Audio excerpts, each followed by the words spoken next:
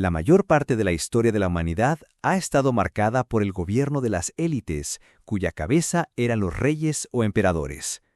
Ha habido monarcas sabios, gracias a los cuales se ha avanzado mucho en tarea de gobierno. En cambio, también han existido algunos que han sido desastrosos y locos, que han dejado a su civilización al borde de la desaparición por culpa de su vida excéntrica. Para este video voy a dejar a los emperadores romanos a un lado, que dan para un video propio, y voy a centrarme en otras civilizaciones. También voy a dejar a un lado a Carlos II, que también da como cabeza de cartel, pero ya hablaremos de él. Tampoco hay que olvidar que muchos de estos monarcas han sido víctimas de una propaganda en su contra, debido a diferentes causas, aunque en general es por su enfrentamiento con la nobleza. Esto hace que en muchas ocasiones sea falseada su verdadera labor de gobierno. Nabucodonosor es el gobernador de Babilonia. Fue conocido por su labor constructiva, ya que se le atribuyen los jardines colgantes de Babilonia, entre otras obras públicas que convirtieron a la ciudad en la mayor joya de su época. Sin embargo, también es conocido por conquistar Judá y Jerusalén, algo que no hizo del todo gracia a los judíos, ya que destruyó el templo de la ciudad y deportó a muchos de estos a la propia ciudad de Babilonia. Quizás no sea la fuente más fiable que exista, pero para el estudio de la antigüedad, la Biblia sigue siendo fundamental. Reinó durante 43 años, lo cual hace ver que fue un monarca dispuesto, inteligente y amado por las élites de su pueblo. Sin embargo, en los últimos años de su vida, empezó a ser azotado por la locura.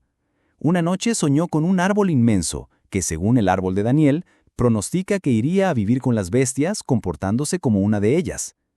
En un arrebato de zoantropía, Nabucodonosor II empezó a comportarse como una bestia durante 7 años, periodo durante el cual las crónicas babilonias dejaron de dar constancia de la actividad del monarca, actividad que se recobraría posteriormente hasta su muerte en el año 562 a.C. Para la tradición judeocristiana, Nabucodonosor II fue castigado por su soberbia a manos de Yahvé. Luis y su hermano Otto.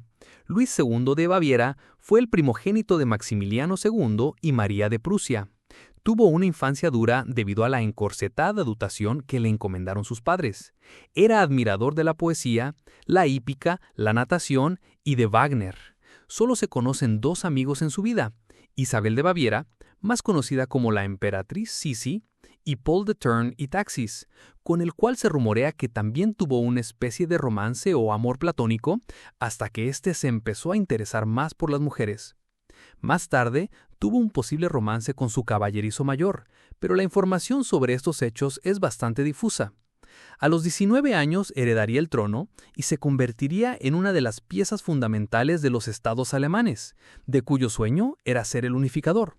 Sin embargo, quería gobernar como un rey absolutista a la vieja usanza, algo que le costaba bastantes problemas. Además, conforme tenía reveses en la política exterior por culpa de Prusia, iba cansándose de esa vida para la que no se veía destinado, así que se fue refugiando en las obras de Wagner y en su pasión por construir palacios. Por desgracia, tuvo que desterrar al músico porque la aristocracia decía que influía demasiado en él, así que finalmente acabó refugiándose en su mundo ideal, construyendo palacios allá por donde pasaba, algo que le arruinó económicamente, pero que ciertamente ayudó mucho económicamente a su reino, ya que todo lo hacía con materia prima bávara. Buena fe de ellos son los idílicos palacios y castillos de Neuschwanstein, Herrenchiemsee y Linderhof. Nos vamos ahora a la China de los Ming, para hablar de su 10º emperador, Shengde. Reinó entre 1505 y 1525, siendo conocido por sus numerosos vicios: drogadicto, borracho, vago y un auténtico genio de las intrigas cortesanas. Al contrario que su padre, no le importaba nada gobernar, así que lo dejó en manos de su eunuco. Aunque otras fuentes cuentan que su reinado fue bastante eficiente en lo económico.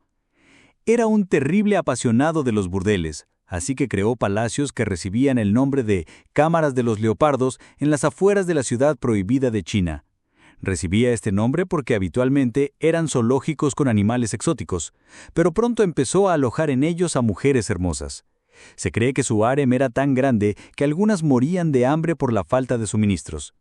Su sueño era ser una persona normal, que no tuviera que hacer caso a las obligaciones de palacio. así que decidió montar un decorado de un mercado donde sus funcionarios y soldados hacían de mercaderes y viandantes, y él fingía ser una persona normal. También inventó un general que realmente era su alter ego, para poder ir a luchar contra las tribus del norte, a las que además venció. Sin embargo, moriría joven. Con 29 años decidió irse de pesca al Gran Canal, donde sufrió una caída estando cerca del ahogamiento. No obstante, las enfermedades que llevaba el agua acabaron con su vida.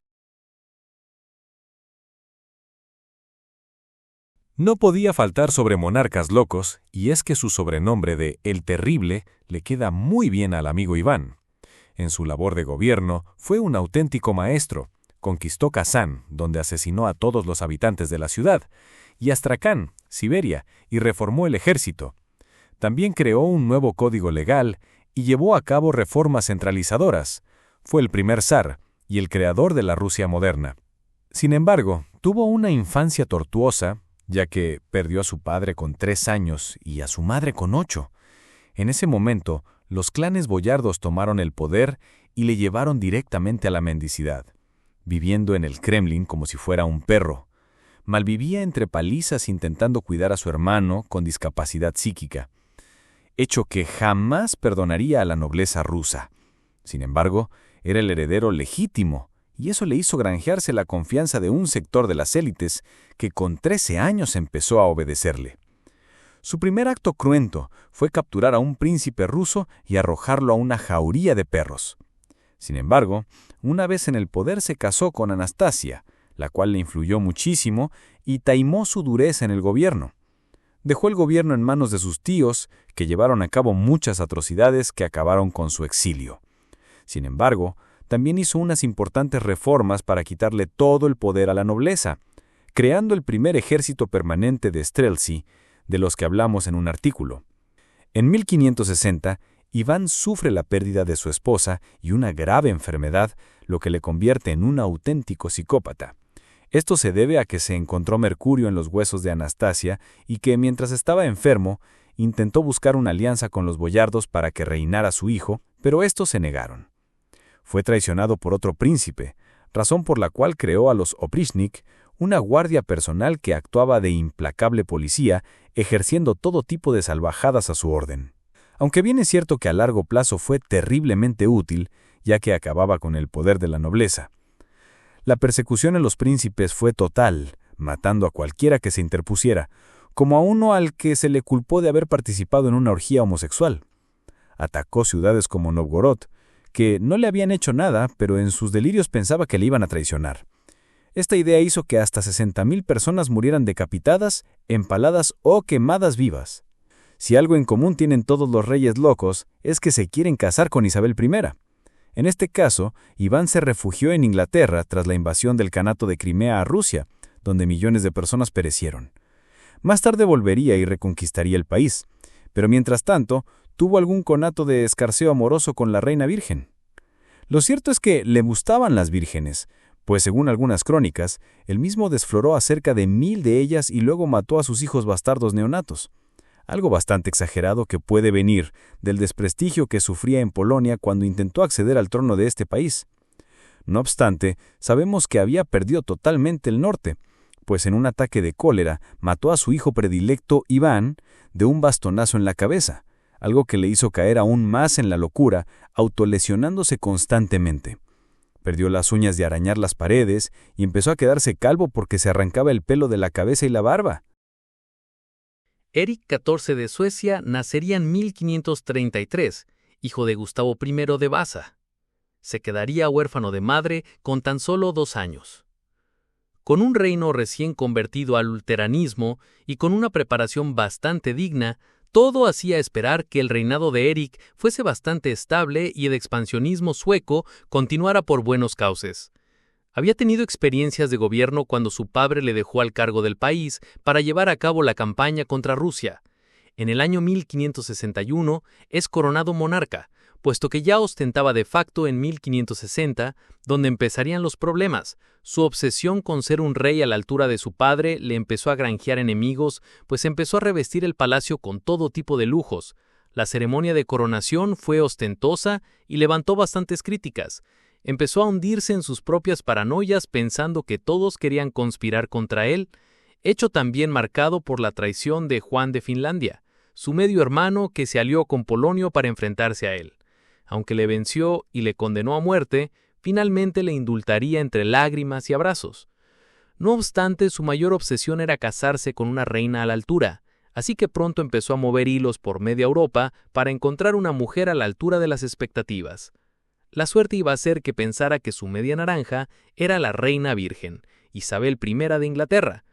Evidentemente, como su nombre indica, pueden darse cuenta fácilmente de que este plan fue un fracaso, y eso que le puso auténtico empeño enviando a su medio hermano Juan, lanzando plata por las calles de Londres y prometiendo que si se casaba con ella, sería oro lo que lanzase. Esto es lo que hoy en día podemos entender claramente como pagafanteo puro y duro. Así que cuando se dio cuenta de que evidentemente había alcanzado la friend zone, decidió probar más al norte, concretamente con María I de Escocia. Ahí fue recibido con frialdad y el corazón de Eric se iba partiendo en pedazos por el rechazo. ¿La solución? Orgías, pero muchas, muchísimas, un no parar de orgías, donde conocería a su futura esposa, la hija de un carcelero con la que tuvo varias hijas y un hijo. Esto evidentemente no hizo nada de gracia a la nobleza, que le parecía alguien de demasiada baja estofa para casarse con el rey de Suecia. Lentamente Eric cayó en una espiral de locura con claros signos de esquizofrenia que le hacían variar su humor de la más absoluta felicidad al frenesí de violencia repentina. Cada vez más gente era condenada a muerte, como 2 de sus guardias de confianza, condenados a muerte por enfadar al rey.